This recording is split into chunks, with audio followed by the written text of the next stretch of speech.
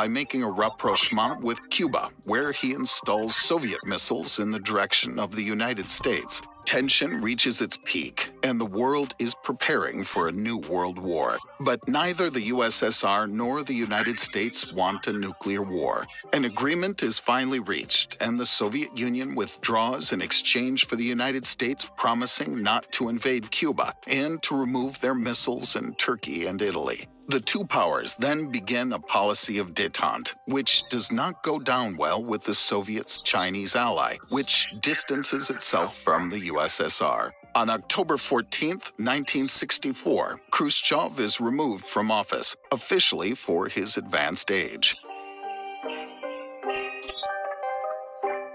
Leonid Brezhnev takes over and tries to re-establish the alliance with China, but fails. In 1968, in Czechoslovakia, the new government starts liberalization reforms, which is perceived as a threat by the Soviets. Brezhnev then decides to invade the country, together with 3 other members of the Warsaw Pact. He then puts in place a more favorable government to him. In the following years, Brezhnev continues to invest heavily in armaments to the detriment of the country's economy, while agricultural and industrial production stagnate. The Soviet Union develops new and more powerful nuclear missiles that threaten Western Europe. NATO reacts by deploying new missiles in 5 European countries. In 1979, in Afghanistan, the pro-Soviet government is taken down by revolts. The Soviet Union intervenes militarily, but its armies are quickly stuck in an expensive and unpopular war.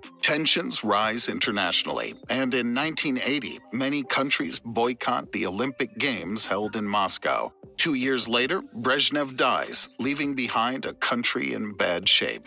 In 1985, Mikhail Gorbachev comes to power. He begins economic and social reforms to modernize the country and establish a policy of openness and transparency.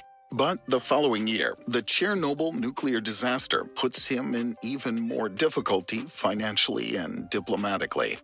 Internationally, he reopens contact with the United States and obtains an agreement to considerably reduce the nuclear arsenals of both powers. In 1988, Gorbachev decides to withdraw his troops from Afghanistan. While his policy of appeasement succeeds internationally, within the country, despite the reforms, the economic situation remains catastrophic, and the new policies facilitate demonstrations and strikes throughout the country. Revolts also occur in Eastern Europe, where communist regimes fall one by one. Within the USSR, Lithuania proclaims its independence and is quickly followed by the other republics. On July 1, 1991, the Warsaw Pact is dissolved. Gorbachev, who no longer has any control, narrowly escapes a coup d'etat.